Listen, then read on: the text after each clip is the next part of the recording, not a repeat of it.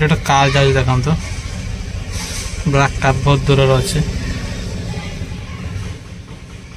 काई नहीं के आसते सब जानी आप सब आमर मयूरभंज डुबुरी एपट साइड गाँव सब बेसी मिले जोटा कि आंब गचरे थाए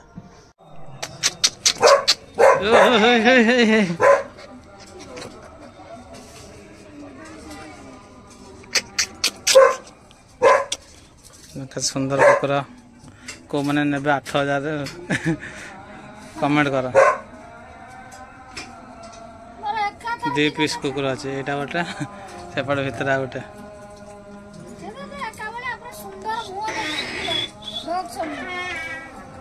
सांग मैंने जय जगन्नाथ शुभ सकाळ तो स्वागत कर मो नुआ भिडियो को तो सांग मैंने सकाल सकाल उठिक मत गोटे कम लगे अर्पित माँ तो कौनटा ना से गाँव रू जाइए भाई गाँव आसते तो गाँव रू देखु ये काई नहीं के आसते सब जानी आप सब आमर मयूरभंज डुबुरी एपट साइड गाँव सब बेसी मिले जोटा कि आंब गचरे थाए राति यहाँ कौन है पिंपुड़ी गुरा जो आम ये भी पिंपुड़ी यहाँ कि बड़ पिंपुड़ी जोटा काई बोली कहते बड़ पिंपुड़ीटा छोट पिंपुड़ी गुरा सब पशि जाता बाछुची गोटे गोटे करके देख पिंपुड़ा ना सब बाछी सफा करदेली बहुत समय बाछुली ये ये रही तार सब जिन रोचे से गुड़ा भी सफा करदे बाछा टे बहुत तकलीफ है आ कि ना मो सफा सरीगला तो यहाँ को ए अदा रसुण पकड़ चटणी कर मोर बच्चा सरला पाखापाखि गोटे घंटा पाखापाखि मुझे बाछी मानते जो पिंपुड़ी पशि जाता पिंपुड़ी पशला तार तो जहाँ पिंपुड़ी पशला तार तो पुणी बछा बची पुणी कौन तार कला कला टाइप गोटे थाए तो से गुड़ा मुझे बछा बची कर जी आदिवासी लोक से जानते कलाटा कौन है देखो बहुत कष्ट करके बछा बची कली पूरा पिंपुड़ी फिंपुड़ी सब सफा हो गला ये काठे मुझे बाछुली आठी बेबी आमर रोसे कर पणस पणस तरकारी हम पणस कटा ये पणस कथा कटा ही अच्छे ये मसला रेडी हो तो सामान देखो ग्राइंडर पड़गला ए काई लुण कंचा लंका आ रसुण रसुण पड़ेनि अच्छा हाँ गार्निंग कर दिया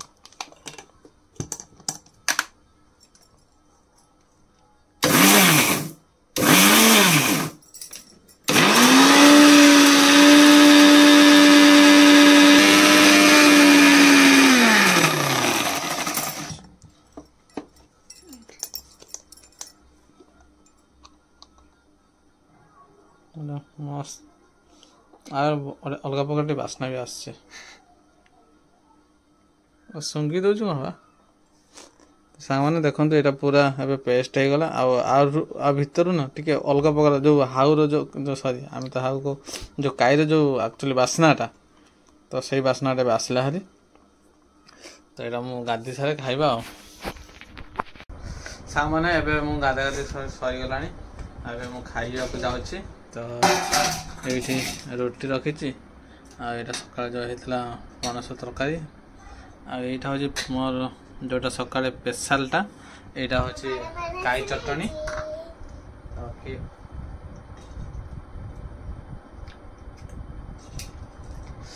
काई चटनी किसी दरकार नहीं खाली लुण टे लंका टे पकईद बास आ कि ही दरकार नहीं आ बहुत टेस्ट भी धनिया पत्र टे पकईद बास पूरा मजा आस तो मुझे खाली पेट ही खाई आ बेसी राग कर राग कले ही दरकार किंतु राग निज अनुसार कर देखो झील भात आठ पणस तरकारी झीर फेवरेट खाଇବା है तार फेवरेट तरकारी पणस तरकारी हाँ मुझे खाइबी तो सांग मैंने पणस तरकारी तो बढ़िया बास्ना आसुच्छी खाईदे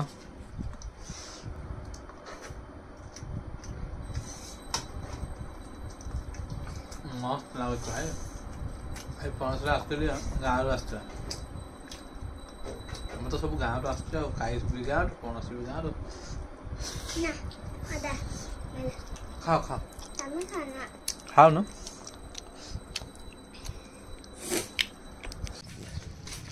ତାମାନେ ଏବେ ମୁଁ ଘରୁ ବାହାରି ସାରିଲିଣି, ଗାଡ଼ି ପାଖକୁ ଆସି ସାରିଲିଣି। ଆଉ ଏବେ ଡ୍ୟୁଟି ଯାଉଛି, ମାନେ ବାହାରିବି, ଅନଲାଇନ୍ ଫୋନ୍ କରିବି ଏବେ। ତ ସାଙ୍ଗମାନେ ମୁଁ ଘରୁ ଆସିଲା ପରେ ଏଇଠି ଆସି ଛିଡ଼ା ହେଇଥିଲି।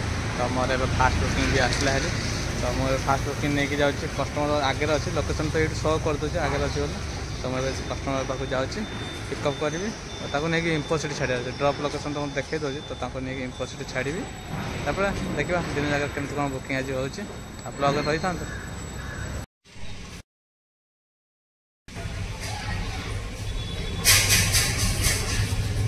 ସାଙ୍ଗମାନେ ଏଠି ଗୋଟେ କାର୍ ଯାଉଛି ଦେଖନ୍ତୁ, ବ୍ଲାକ୍ କାର୍ ବହୁତ ଦୂରରେ ଅଛି। ସେ କାର୍ଟା ଏତେ ସ୍ପିଡ଼ରେ ଗଲା, ଛୁଆ ଦୁଇ ଜଣ ଯାଉଛନ୍ତି, ଗୋଟେ ଜଣେ ରାଇଟ୍ ସାଇଡ଼୍ରେ ଯାଉଛି, ଜଣେ ଲେଫ୍ଟ ସାଇଡ଼୍ରେ ଯାଉଛି।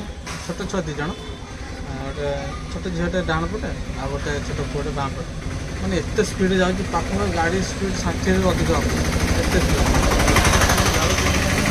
ସାଇଡ଼୍ ହେଇଗଲା। ହର୍ନ ନଥିଲା ଅବଶ୍ୟ, କିନ୍ତୁ ଦେଖନ୍ତୁ ଗୋଟେ ସାମାନ୍ୟ ଛୋଟ ଛୁଆ ଦୁଇ ଜଣ, ପୁଅ ତାଙ୍କର ଖେଳ କେଉଁ ମୁଡ଼ରେ ଯାଉଥିବେ, ଟିକେ ଗୋଡ଼ାଗୋଡ଼ି ଯଦି ହେଇଯିବେ ତାଙ୍କ ଭିତରେ ପୁଅ ଝିଅ ଦୁଇ ସାଇଡ଼୍ ଯାଉଛନ୍ତି ନା, ଯଦି ଖେଳାଖେଳି ହେଇଯିବ ମାନେ ସିଏ ତାକୁ ଗୋଡ଼େଇବା ପାଇଁ ଯିବ। ଇଏ ତ ହର୍ନ ମାରୁଛି ଠିକ୍ ଅଛି, କିନ୍ତୁ ଗାଡ଼ି ଏତେ 60 ସ୍ପିଡ଼ରେ ନେବା କ'ଣ ଦରକାର? ତ ଏମାନେ ଦୁଇ ଜଣ ଖେଳାଖେଳି କରୁଛନ୍ତି, ଯଦି ତାଙ୍କ ଭିତରେ ପୁଣି ଥରେ ରାସ୍ତା ମଝିକି ପଳେଇ ଆସିବେ, କେତେ ଅସୁବିଧା ହେବ ଭାବିଲେ। ସେ କଣ୍ଟ୍ରୋଲ୍ ବି କରିପାରିବେ, କାର୍ ଏତେ ସ୍ପିଡ଼ରେ ନେଇକି ଯାଉଛି, 60ରୁ ଏଭବ୍ ହେବ। କ'ଣ ପାଇଁ ଏତେ ଗାଡ଼ି ସ୍ପିଡ଼ରେ ନେଇକି ଲାଭ କ'ଣ? ଏତେ ଆରାମସେ ଯାଅ ନା, ଏନ୍ଜୟ କରି କରି ନୂଆ ଗାଡ଼ିଟା। ତ ଏଇଭଳି ଅସୁବିଧା। କଷ୍ଟମର ଆସିଲେଣି, କିଛି କଥା। ତ ସେଇଠୁ କଷ୍ଟମର ଥିଲେ ବୋଲି କଷ୍ଟମରକୁ ନେଇକି ଆସିକି ଛାଡ଼ି ସାରିଲେଣି। ତ ସେଇ ଜିନିଷ ଯେ ଦେଖନ୍ତୁ, ଯେଉଁମାନେ ବି ବଡ଼ ବଡ଼ ଗାଡ଼ି ଚଲାଉଛନ୍ତି, ଭାଇ ଚଲାନ୍ତୁ, ନିଜ ସଉକ ପାଇଁ ଆପଣ ଗାଡ଼ି କିଣିଛନ୍ତି ଚଲାନ୍ତୁ, କିନ୍ତୁ ସାଧାରଣ ଛୋଟ ଝିଅଗୁଡ଼ା ଯାଉଛନ୍ତି, ଟିକେ ଏତିକି ତ ଜାଣିବା କଥା ଯେ ନିଜର ଛୋଟିଆ ଭୁଲ ଯୋଗୁଁ ତାଙ୍କର ଜୀବନ କେତେ ବିପଦରେ ପକାଉଛନ୍ତି। କ'ଣ ହେଇଥାନ୍ତା କହିଲେ, ଯଦି ବାଇଚାନ୍ସ ସେ ଖେଳା ଖେଳିକି ରାସ୍ତାକୁ ପଳେଇ ଆସନ୍ତା, କେତେ ଅସୁବିଧା ତାଙ୍କର ହେଇଥାନ୍ତା। ଆପଣ ଟିକେ ଭାବନ୍ତୁ, ଚିନ୍ତା କରନ୍ତୁ। ମାନେ 60 ସ୍ପିଡ଼ ହେଉଛି କମ୍ ସ୍ପିଡ଼ ନୁହଁ, କାହିଁକିନା ସେ ଯେଉଁ ଗଳି ଯେଉଁ ଥିଲା, ସେ ଗଳିଟା ହେଉଛି ମ୍ୟାକ୍ସିମମ୍ 10ରୁ 20 ଭିତରେ ଯିବାଟା ହେଉଛି ସେଇ ରାସ୍ତାଟା 10ରୁ 20 ସ୍ପିଡ଼ ହେଲେ ବି ସ୍ପିଡ଼ 30ରେ ଗଲେ ସ୍ପିଡ଼ ଭଳିଆ ଲାଗିବ। ମାନେ ସେ ଯେମିତି ଗଳିଟା ଥିଲା, ତ ମାନେ 60ରୁ ଏଭବ୍ ହେବ, କମିବନି, ଏତେ ସ୍ପିଡ଼ରେ ସେ ଗାଡ଼ି ନେଇକି ଯାଉଥିଲା। ମୁଁ ସେଇଆ ପଛରେ ଭାବିଲି, ଯଦି ବାଇଚାନ୍ସ ସେ ଛୁଆ ଦୁଇଟା ଯଦି ପଳେଇ ଆସିଥାନ୍ତେ, ତାଙ୍କ ଜୀବନ ଦୁଇ ଜଣଙ୍କର ଅସୁବିଧା ହେଇଯାନ୍ତା। ଆଉ ସେମିତି କିଛି ତ ହେଇନି, ଭଗବାନଙ୍କ ପାଖରେ ତ ଭଗବାନଙ୍କୁ ଧନ୍ୟବାଦ, ଯାହାକି ସେମାନଙ୍କର ସେମିତି କିଛି ହେଇନି। କିନ୍ତୁ ମୁଁ ସେଇ ଲୋକଙ୍କୁ କହୁଛି, ଯେଉଁମାନେ ବି ବଡ଼ ବଡ଼ ଗାଡ଼ି ଚଲାଉଛନ୍ତି, ଦେଖନ୍ତୁ କ'ଣ କହିବି, ତାଙ୍କୁ ରିକ୍ୱେଷ୍ଟ କରୁଛି, ଯଦି ଭିଡ଼ିଓ ତ ସେମାନଙ୍କ ପାଖରେ ତ ପହଞ୍ଚିବନି, ମୁଁ ଜାଣିଛି, କାହିଁକିନା ଏତେ ଭିଉ ତ ଏଇ ଭିଡ଼ିଓ ଦେଖୁନାହାନ୍ତି। ଫିର୍ ବି ଯେଉଁମାନେ ବି ଯେଉଁମାନଙ୍କର ବି ଗାଡ଼ି ଫାଡ଼ି ଅଛି ଚଲାଉଛନ୍ତି, ଟିକେ ହିସାବରେ ଚଲାନ୍ତୁ, 50-60 ଭିତରେ ଚଲାନ୍ତୁ, କିଛି ଅସୁବିଧା ନାହିଁ। କିନ୍ତୁ ମେନ୍ ରୋଡ଼୍ ଚଲାନ୍ତୁ 50-60, ଗଳି କନ୍ଦିରେ 10-20-30 ଭିତରେ ଯାଆନ୍ତୁ, ବହୁତ ଭଲ ହେବ। ସ୍କୁଲ ସମୟ, ତାପରେ ଆପଣ ଜାଣିଛନ୍ତି ଯେଉଁଠି ସ୍କୁଲ ଥାଏ ସେଇଠି ସବୁ ବୋର୍ଡ଼ ଥାଏ କି ଧୀରେ ଗାଡ଼ି ଚଲାନ୍ତୁ। ଏଠି ମାନେ ମେନ୍ ରୋଡ଼୍ରେ ଲେଖିଦିଅନ୍ତି କି ଧୀରେ ଚଲାନ୍ତୁ। ସେଇଟା ଛୋଟ ଛୁଆଙ୍କର ହଉ, କଲେଜ ହଉ, ଯେକୌଣସି ଜାଗାରେ ବି ବୋର୍ଡ଼ ମାରିଦିଅନ୍ତି ଯେ ଗାଡ଼ି ଧୀରେ ଚଲାନ୍ତୁ, ହମ୍ପସ୍ ବନେଇ ଦିଅନ୍ତି। ତ ଆପଣ ସ୍କୁଲ ଛୁଆଙ୍କୁ ଦେଖୁଛନ୍ତି, ପୁଣି ସେମାନଙ୍କୁ ସେଇ ରୋଡ଼ରେ ହିଁ ଆପଣ ସ୍ପିଡ଼ରେ ନେଉଛନ୍ତି, ତ ଏଇଟା ବହୁତ ଭଲ ଜିନିଷ ନୁହେଁ। ତାପରେ ଆଉ ଗୋଟେ ଜିନିଷ କ'ଣ ହେଲା, କ'ଣ କହିବି, ତାପରେ ସେମାନେ ଆମ ସରକାରୀ ସ୍କୁଲ ଛୁଆ ଗୁଡ଼ା ଗଭର୍ଣ୍ଣମେଣ୍ଟ ମାନେ ଆମ ଭଳିଆ ବସ୍ତିରେ ରହିକି ସେମାନେ ପାଠ ପଢ଼ୁଛନ୍ତି। ମୁଁ ତ ଥରେ ଭାବୁଛି, ମାନେ ବସ୍ତି ଛୁଆଙ୍କ ପାଇଁ ମଧ୍ୟ ବସ୍ତିରେ ଯେଉଁମାନେ ରହୁଛନ୍ତି ତାଙ୍କ ପାଇଁ ବୋଧେ ପାଠ ପଢ଼ିବାଟା ହେଉଛି ଭୁଲ। କାରଣ ତାଙ୍କର ବାପା ମାଆ ଯେଉଁ ହଉ କି ମୋ ସିଚୁଏସନ୍ ବି ମୁଁ କହୁଛି, ମୋ ଛୁଆକୁ ମୁଁ ସ୍କୁଲରେ ମାନେ ଘରେ ଛାଡ଼ି ଦେଇକି ଏବେ ଆସୁଛି। ଭବିଷ୍ୟତରେ ଯଦି ସିଏ ଆଉ ଟିକେ ବଡ଼ ହେଇଯିବ ବି, ତ ମୋତେ ଲାଗୁଛି ଯଦି ଭବିଷ୍ୟତରେ ମୋ ଝିଅ ବି ଦେଖନ୍ତୁ, ମୁଁ ବି ଏବେ ମୋ ଝିଅକୁ ଛାଡ଼ିକି ଆସୁଛି, ତାଙ୍କ ମାଆ ବି କାମକୁ ଯାଉଛନ୍ତି, ମୁଁ ବି କାମକୁ ଯାଉଛି। କ'ଣ ପାଇଁ ନା ସେ ଛୁଆଙ୍କ ପାଇଁ, ଛୁଆର ଖୁସି ପାଇଁ। ଆଉ ସିଏ ଆଉ କିଛି ଦିନ ପରେ ବଡ଼ ହେବ ସ୍କୁଲ ଯିବେ, ହୁଏତ ମୋ ଝିଅ ସାଙ୍ଗରେ ବି ସେମିତି ହେଇପାରେ। ତ ମୁଁ ଭାବୁଛି ଆମ ଗରିବ ହେବାଟା ହିଁ ଆମ ବହୁତ ବଡ଼ ଭୁଲ। ଠିକ୍ ଅଛି ସାଙ୍ଗମାନେ, ଯେଉଁମାନଙ୍କ ପାଖରେ ଗାଡ଼ି ଫାଡ଼ି ଅଛି ତ କେୟାରଫୁଲ୍ରେ ଚଲାନ୍ତୁ, ଅନ୍ୟଙ୍କ ନିଜର ଛୋଟ ଭୁଲ ପାଇଁ ଅନ୍ୟଙ୍କୁ ବିପଦରେ ପକାନ୍ତୁନି ହେଲା।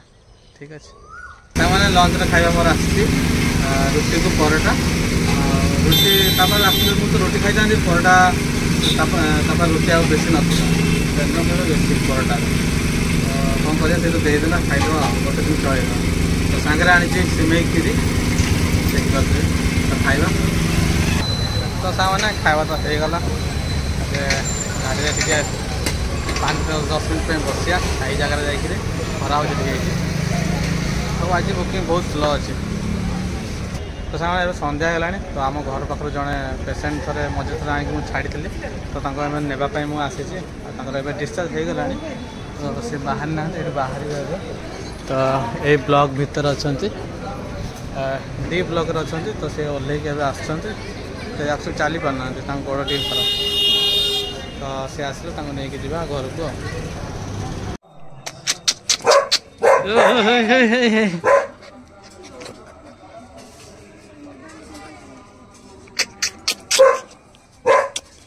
କେତେ ସୁନ୍ଦର କୁକୁର କେଉଁମାନେ ନେବେ 8,000 କମେଣ୍ଟ କର 2 ପିସ୍ କୁକୁର ଅଛି ଏଇଟା ଗୋଟେ ସେପଟେ ଭିତରେ ଆଉ ଗୋଟେ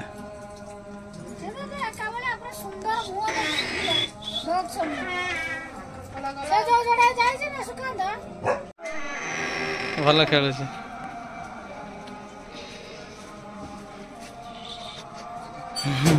କଣ ଇଏ କରି ହଉଛି